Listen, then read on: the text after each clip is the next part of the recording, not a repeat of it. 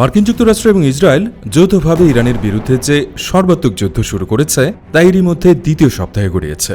ইরানে একের পর এক মিসাইল আছড়ে পড়ছে, আর সেই সাথে পাল্লা দিয়ে বদলাচ্ছে মার্কিন প্রেসিডেন্ট ডোনাল্ড ট্রাম্পের রাজনৈতিক ও সামরিক বয়ান।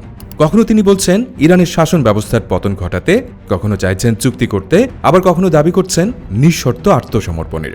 যুদ্ধ শুরুর পর থেকে মার্কিন বাহিনী ইরানে প্রায় ২,০০০ লক্ষ্যবস্তুতে আঘাত এনেছে। এই হামলায় নিহত হয়েছেন ইরানের বেশ কয়েকজন শীর্ষ কর্মকর্তা, যার মধ্যে সবচেয়ে বড় নাম দেশটির সর্বোচ্চ ধর্মীয় নেতা আয়াতুল্লাহ আলী খামেনি। এছাড়া পারমাণবিক স্থাপনা, তেল শোধনাগার, পানি বিশুদ্ধকরণ কেন্দ্র এবং বেসামরিক এলাকাগুলো এই ভয়াবহ হামলার শিকার হয়েছে।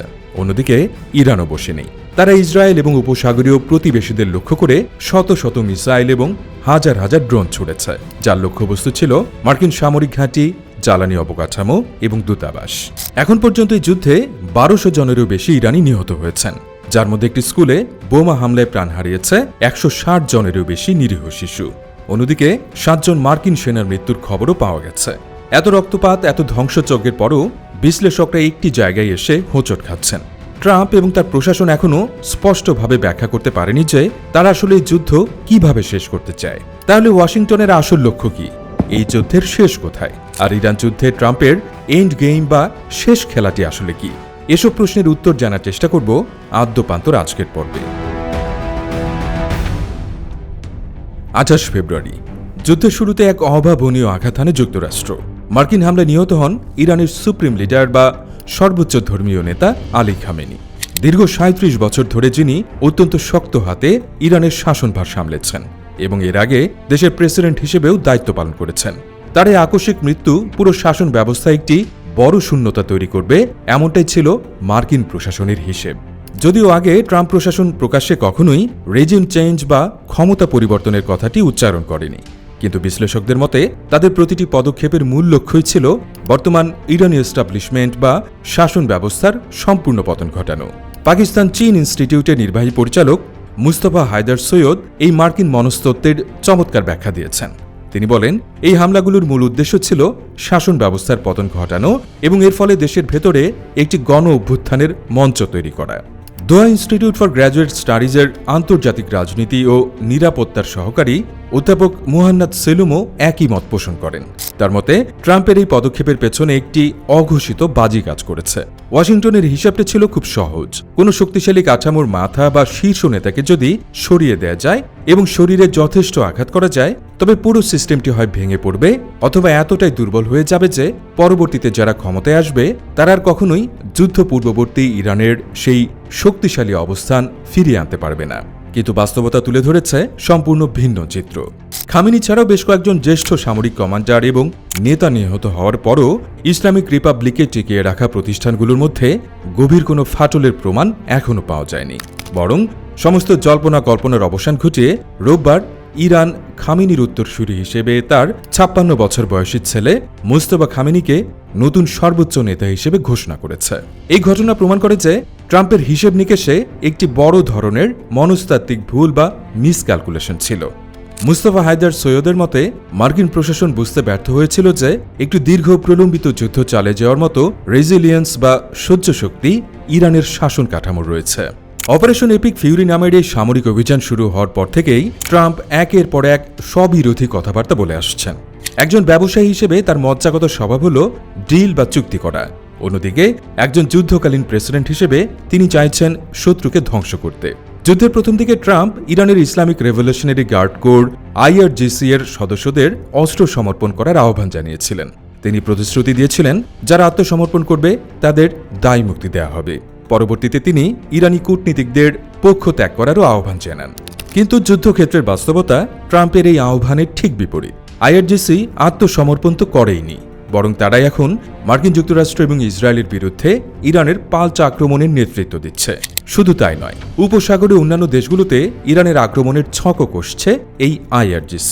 অন্যদিকে ইরানি কূটনীতিকরাও প্রকাশ্যে চিঠি দিয়ে ট্রাম্পের প্রস্তাব দৃঢ়ভাবে প্রত্যাখ্যান করেছেন এবং ইসলামিক রিপাবলিকের প্রতিনিধি হিসেবে নিজেদের অবিচল থাকার কথা জানিয়েছেন। অধ্যাপক সেলুম একটি অত্যন্ত গুরুত্বপূর্ণ পয়েন্ট তুলে ধরেছেন। তিনি বলেন, IRGC সদ্যই নতুন সর্বোচ্চ নেতার প্রতি তাদের পূর্ণ আনুগত্য প্রকাশ করেছে। অন্যদিকে ট্রাম্প তাদের একটি সন্ত্রাসী সংগঠন হিসেবে আখ্যায়িত করেছেন। যখন আকাশ থেকে একের পর এক বোমা পড়ছে, তখন কোনো পক্ষেরই এই ধরনের আলোচনার জন্য প্রয়োজনীয় রাজনৈতিক সমীকরণ বা স্পেস অবশিষ্ট নেই। এরপরও ট্রাম্প দমে যাননি। 28 ফেব্রুয়ারির হামলার পর তিনি ইরানের জনগণের উদ্দেশ্যে বলেছিলেন, স্বাধীনতার সময় সমাগত, আমাদের কাজ শেষ হলে আপনারা আপনাদের সরকার দখল করে নেবেন। তিনি এও ইঙ্গিত দিয়েছিলেন যে যুদ্ধোত্তর ইরানের নেতৃত্বে তিনি দেশের ভেতরের কাউকেই দেখতে চান। এর মাধ্যমে তিনি কার্যত ইরানের সাবেক শাহের ছেলে রেজা পাহলভির আশায় জল ঢেলে দিয়েছেন, যিনি কয়েক দশক ধরে আমেরিকায় বসবাস করলেও পুনরায় ইরানের ক্ষমতায় ফেরার স্বপ্ন দেখছেন। কিন্তু ট্রাম্পের এই নিজেদের সরকার নিজেরাই বেছে নেওয়ার আহ্বানের পেছনেও ছিল তার নিজস্ব শর্ত। মোস্তফা খামেনি নতুন নেতা নির্বাচিত হওয়ার পর ট্রাম্প সরাসরি তার বিরোধিতা করেন। 6 মার্চ তার নিজস্ব সোশ্যাল মিডিয়া প্ল্যাটফর্ম ট্রুথ সোশ্যালে তিনি লেখেন, নিঃশর্ত আত্মসমর্পণ ছাড়া ইরানের সাথে কোনো চুক্তি হবে না। তিনি আরও যোগ করেন যে শাসন ব্যবস্থা আত্মসমর্পণ করার পর এমন নেতা নির্বাচন করতে হবে যিনি হবেন মহান এবং গ্রহণযোগ্য। অর্থাৎ কে সেই নেতা হবেন তা পরোক্ষভাবে ট্রাম্পই ঠিক করে দিতে চান। এর জবাবে তেহরানের অবস্থান ছিল পাহাড়ের মতো অটল। কোনো আত্মসমর্পণ নয়, বোমাবর্ষণের মুখে কোনো আলোচনা নয়, এবং বাইরে থেকে চাপিয়ে দেয়া কোনো নেতৃত্বও তারা মেনে নেবে না। বিশ্লেষকদের মতে মোস্তফা খামেনিকে নির্বাচন করাটা ছিল ওয়াশিংটনের এই উচ্চাকাঙ্ক্ষার প্রতি তেহরানের একটি সরাসরি চপেটাঘাত। কারণ ট্রাম্প যাকে অগ্রহণযোগ্য বলেছেন, ইরানের এস্টাবলিশমেন্ট ঠিক তাকেই বেছে নিয়েছে কেবল এই কারণে যে শত্রু তাকে প্রত্যাখ্যান করেছে। যদি ক্ষমতা পরিবর্তনই ট্রাম্পের লক্ষ্য হয়ে থাকে, তবে রাজনৈতিক দৃষ্টিকোণ থেকে তা ইতোমধ্যেই চরমভাবে ব্যর্থ হয়েছে। ট্রাম্প এবং তার সামরিক উপদেষ্টারা বারবার ইরানের সামরিক সক্ষমতা ধ্বংস করার কথা বলে আসছেন। তাদের প্রধান লক্ষ্য হল ইরানের ব্যালিস্টিক মিসাইল, সেই মিসাইল তৈরির কারখানা এবং নৌবাহিনী সম্পূর্ণভাবে ধ্বংস করা। যুক্তরাষ্ট্র এবং ইসরায়েলের সম্মিলিত হামলাগুলো ঠিক সেই লক্ষ্যেই পরিচালিত হচ্ছে। তারা মিসাইল অবকাঠামোর পাশাপাশি শ্রীলঙ্কার উপকূলে থাকা একটি ইরানি যুদ্ধ জাহাজেও আঘাত এনেছে। এমনকি দুই দেশই দাবি করেছে যে ইরানের আকাশ সীমা এখন তাদের পূর্ণ নিয়ন্ত্রণে। কিন্তু ভূরাজনৈতিক সমীকরণে শুধুমাত্র আকাশ থেকে বোমা ফেলে কোনো রাজনৈতিক লক্ষ্য অর্জন করা যায় না। অধ্যাপক সেলুমের ভাষায়, সামরিক শক্তিকে এমন পর্যায়ে ব্যবহার করা হচ্ছে যা দিয়ে কৌশলগত লক্ষ্য অর্জন করা কার্যত অসম্ভব।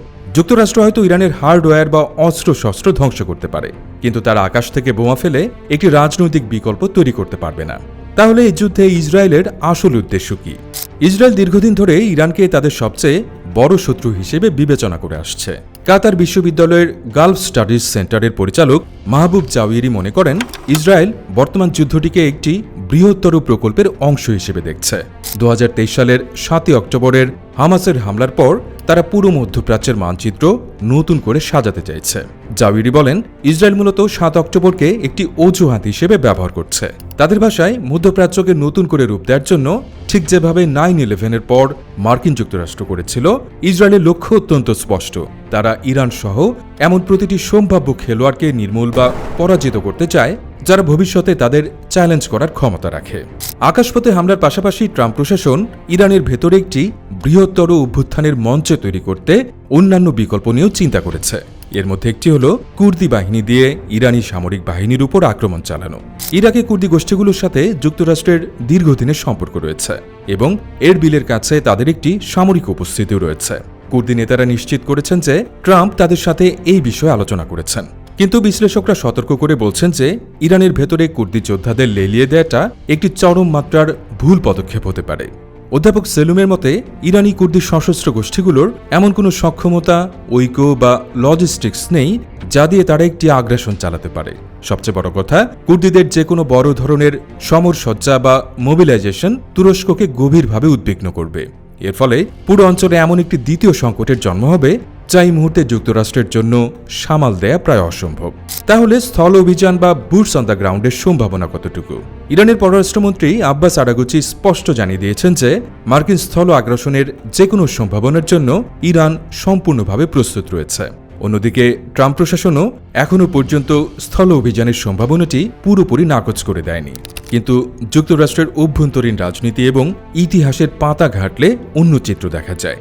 ইউএস ভিত্তিক New Lines Institute for strategy and পলিসির সিনিয়র ডিরেক্টর কামরান বোখারি মনে করেন, ট্রাম্পের জন্য স্থল অভিযানের নির্দেশ দেওয়াটা রাজনৈতিকভাবে এক প্রকার আত্মহত্যা শামিল হবে।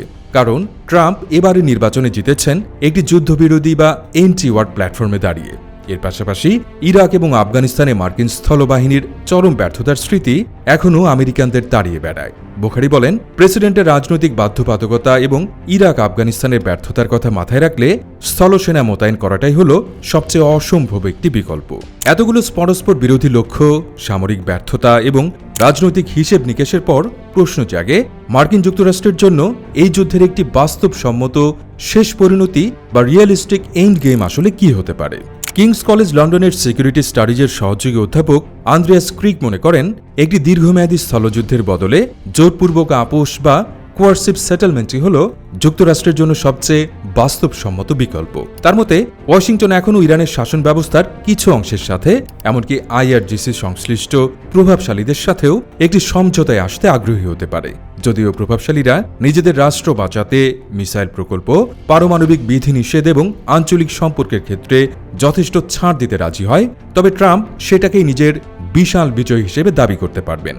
পাকিস্তান চীন ইনস্টিটিউটের মুস্তাফা হায়দার সৈয়দও এই মতের সাথে একমত। তিনি ট্রাম্পের ব্যবসায়ী বা প্র্যাগমেটিস্ট চরিত্রের কথা মনে করিয়ে দিয়ে বলেন, ট্রাম্প মূলত একজন বাস্তববাদী মানুষ। তিনি একটি চুক্তি করতে চাইবেন, ঘোষণা করবেন যে যুক্তরাষ্ট্র তার সমস্ত লক্ষ্য অর্জন করেছে এবং তারপর এই যুদ্ধের সমাপ্তি টানবেন। রাজনৈতিক সমীকরণ বলছে, ট্রাম্প খুব সহজে এই যুদ্ধের বিজয়ের সংজ্ঞাটি নতুন করে লিখতে পারেন। তিনি নিজের দেশের জনগণের সামনে দাঁড়িয়ে বলতে পারেন যে আলী খামেনিকে হত্যা করা হয়েছে, ইরানের সশস্ত্র বাহিনী ও মিসাইল কাঠামো ধ্বংস হয়ে গেছে, অতএব আমেরিকা জয়ী হয়েছে। এর বাইরে গিয়ে তিনি যদি সত্যি একটি স্থলযুদ্ধ শুরু করেন, তবে তা অভ্যন্তরীণভাবে তার জন্য চরম রাজনৈতিক বিপর্যয় ডেকে আনবে এবং আসন্ন মধ্যবর্তী নির্বাচন বা মিড টার্মে তার দলের ভরাডুবি নিশ্চিত করবে। পরিশেষে বলা যায়, জিওপলিটিক্সের এই দাবা খেলায় ট্রাম্প হয়তো শুরুটা করেছেন খুব আগ্রাসীভাবে, কিন্তু শেষ চালটি দেওয়ার আগে তাকে নিজের দেশের রাজনৈতিক অবস্থান এবং মধ্যপ্রাচ্যের অদম্য বাস্তবতার কথাটি সবচেয়ে বেশি মাথায় রাখতে হবে। কারণ বোমার আওয়াজ একসময় থেমে যায়, কিন্তু সেই ধ্বংসস্তূপের উপর দাঁড়িয়ে থাকা রাজনৈতিক সমীকরণগুলোই ঠিক করে দেয় ইতিহাসের পাতায় কার নামের পাশে লেখা থাকবে বিজয়ের মুকুট আর কে হবে চরম ব্যর্থতার প্রতীক।